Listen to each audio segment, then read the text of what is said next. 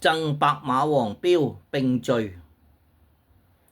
三國時代，作者曹植。曹植寫呢一首贈白馬王標並序嘅時候呢，當年係黃初4年5月間，佢同兩位弟兄白馬王曹標、任城王曹彰就一齊返去洛陽會見當時稱帝嘅曹丕，稱為魏國。但去到洛陽之後，任城王就俾曹丕用毒藥毒死咗。咁曹植同埋曹標咧都知道呢件事，但係唔敢出聲。所以喺7月嘅時候，佢哋兩個咧就翻去自己嘅封地，本來就一齊行嘅，但係曹丕派軍隊去追佢哋，叫佢哋一定要分開行，因為恐防佢哋説三道四，説長道短，所以佢哋就好唔開心。就分開行之前呢，曹植就寫咗呢一首贈白馬王標並序，就訴俾曹標嘅。咁然後兩個分開行，分開走，分別翻去自己嘅封地啦。原文係咁樣嘅：黃初4年5月，白馬王任城王與虞驅朝京師，會節氣到洛陽。任城王薨，至7月與白馬王還國。後有師以二王歸還，道路疑二叔子，二獨恨之，蓋以大別在數日，是用自否？與王辭言，憤而成篇。揭帝乘明路，誓將歸舊疆。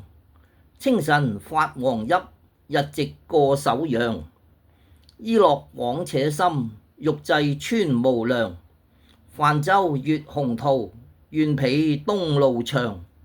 故瞻戀城闕，引領情內傷。太谷何遼國，山樹鬱蒼蒼。林雨離我途，流魯號中橫。中陸絕無軌，改設登高岡。修辦造雲日，我馬原以往。願王猶能進，我師屈以虛。屈虛將何念？相愛在離居。本圖相與階，縱耕不克區。雌梟鳴行厄，豺狼當道衢。蒼蠅間白黑，蠶考令親疏。玉船絕無溪，纜臂指遲隨。遲隨亦何留？相思無終極。秋風發微涼，寒蟬鳴我側。原野何蕭條，白日忽西瀝。歸鳥附橋林，翩翩麗羽翼。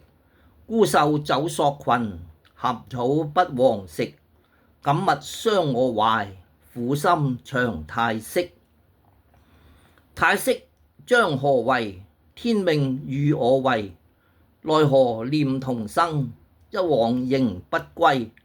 孤雲長故域，靈舊記京師。存者忽復過，亡沒身自衰。人生處一世，去若朝露稀。年在桑榆間，影響不能追。自顧非金石，脫嗟令心悲。心悲動我神，氣志莫復陳。丈夫志四海，萬里猶被輪。恩愛久不虧，在遠分日親。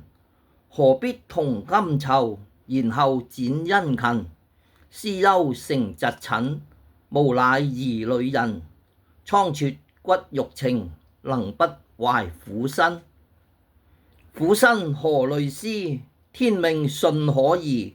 虛無求列先，從子久唔稀。變故在思緒，百年誰能辭？